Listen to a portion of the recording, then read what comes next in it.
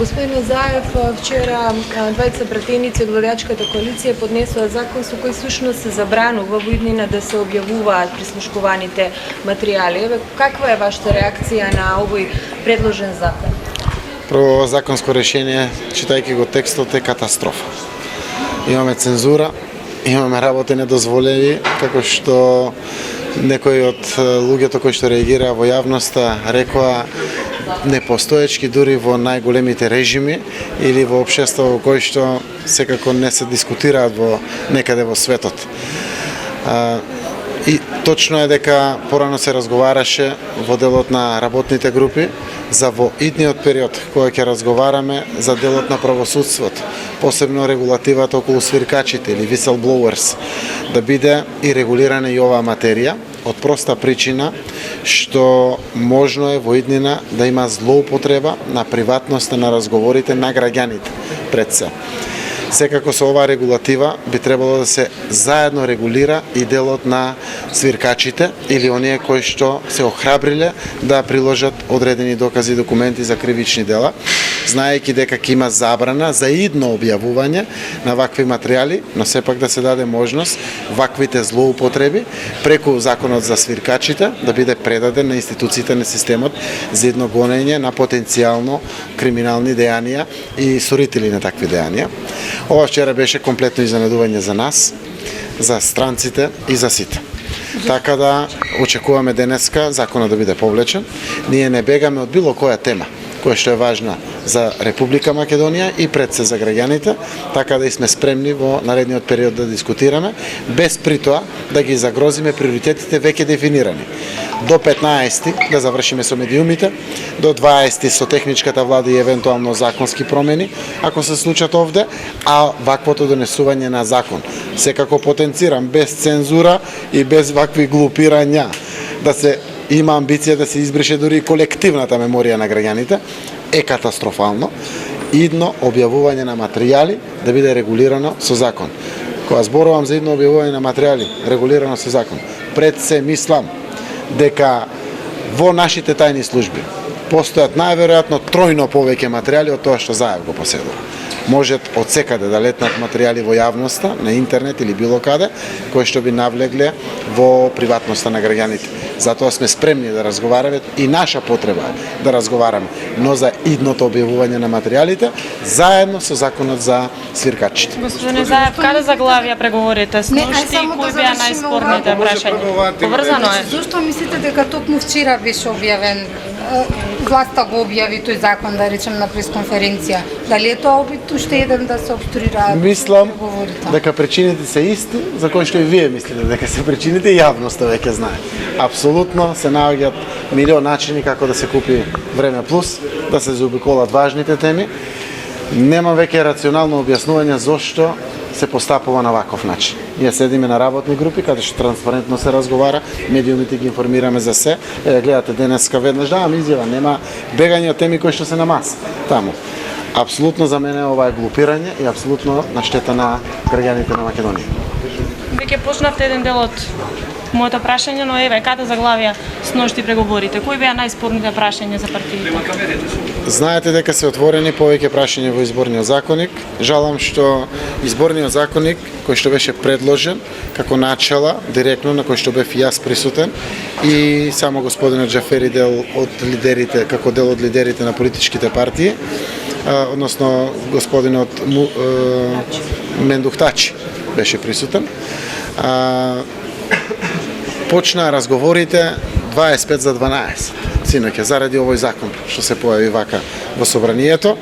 Разговорите се отворени по неколку важни теми. Изборниот законник опфаќа секако прочистувањето на избирачкиот список, гласањето на диаспората, регулацијата на медиумите, буџетот на партиите и сите други важни отворени прашања, меѓу кои се изборните единици, застапеност рамноправна на обата пола и слични теми кои што се многу важни, заради тоа што сега е отворено ова прашање и треба да се регулира. Во одредени теми или подточки на законот има одредени напредувања, но она што го знам од представниците во работната група од нашата политичка партија, тие ми кажуваат дека нема досега една подточка барем заокружена. Така да денеска се очекува и таму кај што има значителен напредок и таму кај што тоа се уште не е отворено, јас очекувам денеска да биде заокружено. Ако дозволивме ваков закон да се појави во собранието и буквално да не измести сите од термините кои што си ги зададовме и ги ветивме пред комесарот Хан, денеска треба да е дедлайн.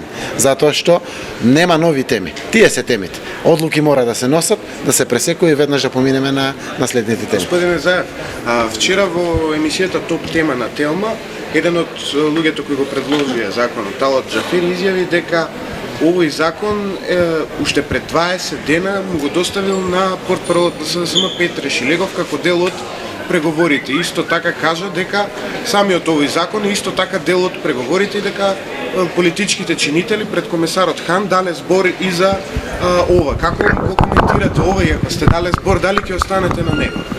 Се достоинствен почит кон господинот Талат Џафери. Излажа и тоа бесрамно лаже тоа што го кажа синоќ. Па нека ме демантира. Во целиот пакет на разговараме за правосудството. Во тема правосудство е договорено да се разговара и за оваа прашање. Од проста причина потреба на сите чинители во процесот, но на начин на кој што ќе се регулира идно објавување на материјали. Знаете дека и Заев стави подпис и еве од договорот од пржинот 15 јули нема објавено ништо во јавност. Без разлика тоа што се спекулира во јавност или било што, а било застрашувачки за власта. И тоа било причината како тие да се заштитат себе си, а го представуваат ова како заштита на граѓаните. Тврдам дека ова е лага. Можете да барате неутрална страна, амбасадорот Орав, амбасадорот Бејли, господинот Питер и сите учесници таму да ви кажат вистината. Господине Заев, кои се вашите позиции околу изборното законодавство? Нашите позиции се да створиме демократски процес, поверлив и доверлив на граѓаните да му веруваат, без разлика дали се работи за избирачкиот список или за изборниот закон. Она што представува меѓународни стандарди, применливи во Република Македонија, за нас се доволен основ за прифаќање. Затоа ни е полесно во преговорите. Нашите ставови се принципиелни. Сакаме јасно прочистување на избирачкиот список, која што секако не да му се бендица на Заев, на Дамјан Манчевски, Оливер Спасовски или Радмила Шекеринска. Граѓаните да имаат доверба во избирачкиот список. Сакаме диаспората да гласа и мора да гласа. Понудивме и Министерство за диаспората. При тоа да биде уставно еднаков по важност гласот, без разлика каде е. Затоа понудивме цензус со 80% од просекот во Македонија за еден пратеник или гласовите да влезат во матичната изборна единица во Македонија. За да тогаш имаме еднаквост на гласот. Секако сето можно унапредување за мотивирање за уште повеќе гласови на диаспората е за нас прифатливо и стоиме на располагање за оваа работа. Нашите ставови се цензусот за жените да рипне од 30 до 40%, регулацијата на медиумите комплетно да биде ограничена, донации од медиуми нема и блиски фирми поврзани со медиумите, да нема донации кои што се од трети лица, како што се случуваше 1200 луѓе донираат по 1000 евра на ВМРО ДПМН. Некој директор може би тоа може да го направи, но хигиеничар не може да го направи. Тоа да биде ограничено, колку донираат физички лица, колку правни лица, колку ви се буџетите на партиите, се да биде во рамките на нормалата, меѓународните стандарди и она што е реалност во Република Македонија. Има секако уште многу потточки, но ставовите се принципиелни, за кои што се залагат соодветни меѓународни институции да бидат применети во Македонија. Ви благодарам.